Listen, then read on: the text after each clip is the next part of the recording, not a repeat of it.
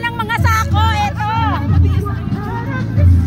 Ayan ang laman ng sako ko. May kaldero, may aparador, may electric pa. Yan. Ano yan? Naglayas ka ba? Ano ka naman yan? O, diba? O, may unan, may kumon.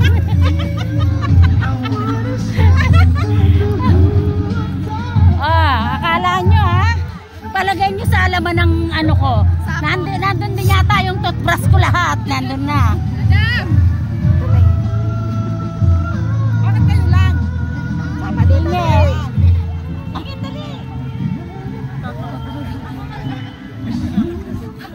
Diba? Ito kayo, ang unang-unang nag-ano sa akin, si Joy. Pero nagbuhat siya, ano na siya, ano ang tawag dyan? Safe. Safe siya, okay. Ito, ang mga nagsuspect sa nagsabing meron akong anong laman ng ano ko ng sako ko, si Elving Negram Buse. Tinatanong lahat nila ano daw yung... Kasi ang daming laman ng sako niya. Diba? May tent pala, may tent. Wala. O, kayo ba may tent? May tent pala. Meron nga yung plato, tsaka panghugas ng... Mamaya may kulambok.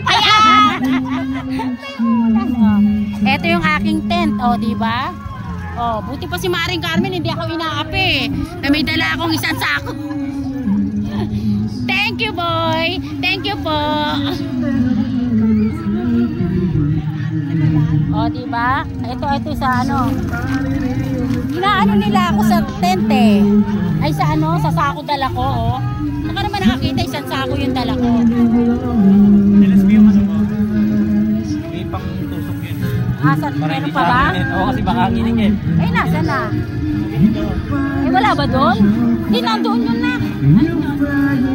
Yung pantusok. Baka li pa rin ako. Baka nandito. Ari Carmen, thank you. Ilit naman ang balik mo.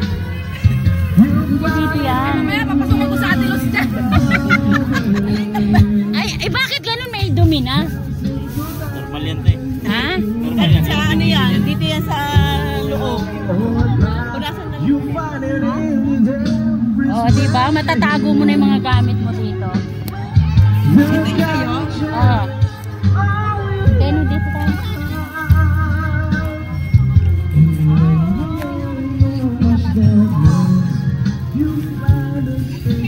O, yan ang laman ng sako.